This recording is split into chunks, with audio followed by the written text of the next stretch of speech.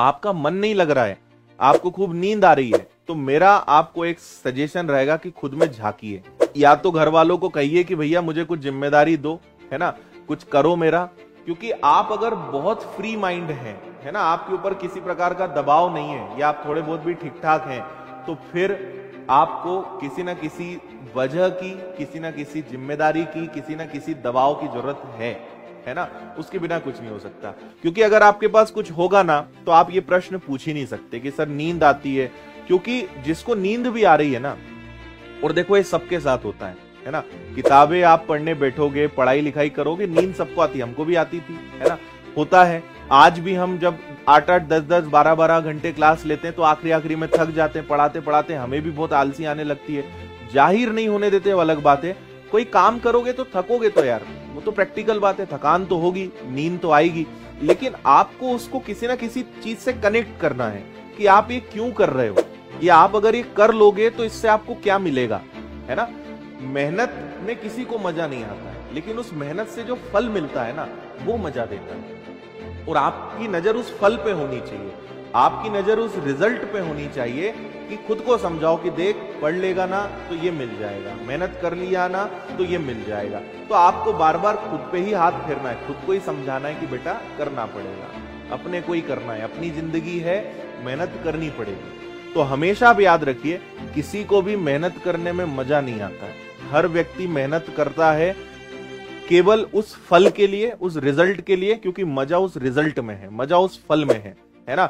1 साल, 1.5 साल, 2 साल की जो जर्नी है, संघर्षमयी जो आपकी यात्रा है, किसी को भी मजा नहीं आता है ना। घर वालों से दूर रहना, एक ठीक ठाक खाना मिलना, मतलब बस पेट भरने के लिए खाना खाना, किताबों में दिन भर डूबे रहना, जिससे मिलो वो आपको ठोक बजा के चले जाए, रिश्तेदारों से बात करो तो वो आपकी टांग खींच के चले जाए, वो आपको डिमोटिवेट कर दे। मतलब स्टूडेंट लाइफ बहुत चैलेंजिंग होती है ना। लेकिन आपको आगे के लिए मजबूत भी यही समय बनाएगा। अगर सब अच्छा हो गया ना, मैं बता रहा हूं, आप कोई ढंग का नहीं कर पाओगे। अगर हर व्यक्ति आपको मोटिवेट करेगा, हर चीज आपके हाथ में मिल जाएगी, बहुत कंफर्ट जोन में आप आ जाओगे, है ना, एग्जाम्स बहुत इजी हो जाएंगे, कोई कंपटीशन ही नहीं रहेगा, वो लाइफ में मजा ही नहीं आएगा, है ना। उस लाइफ में मजा ही नहीं आ सकता है आपको अगर सब कुछ कंफर्टेबल हो गया तो, है ना। एक बहुत अच्छी कहानी मुझे इस बात पे याद आ रही, जो मैंने पिछले कुछ दिनों में कहीं पे पढ़ी थी या सुनी थी, कि एक बार एक किसान था, तो बहुत जोर से बारिश हुई, तेज बारिश हुई, उसकी पूरी फसल नष्ट हो गई, है ना। फिर थोड़े दिन बाद वहां पे पूरा सूखा पड़ गया, फिर कभी भूकंप आ गया। तो उसने भगवान से शिकायत करी कि भगवान क्या है ये, आप सब कुछ अच्छा क्यों नहीं चलने देते हो, कभी बारिश हो रही है, कभी सूखा पड़ रहा है, कभी भूकंप आ रहा है, कभी कुछ, अच्छा चलाने में क्या दिक्कत है। तो भगवान ने कहा, बेटा तुझे नहीं समझा सकता मैं, जो चल रहा है प्रकृति का जो नियम है वो चलेगा, उसको चलने दे, इससे छेड़छाड़ मत कर।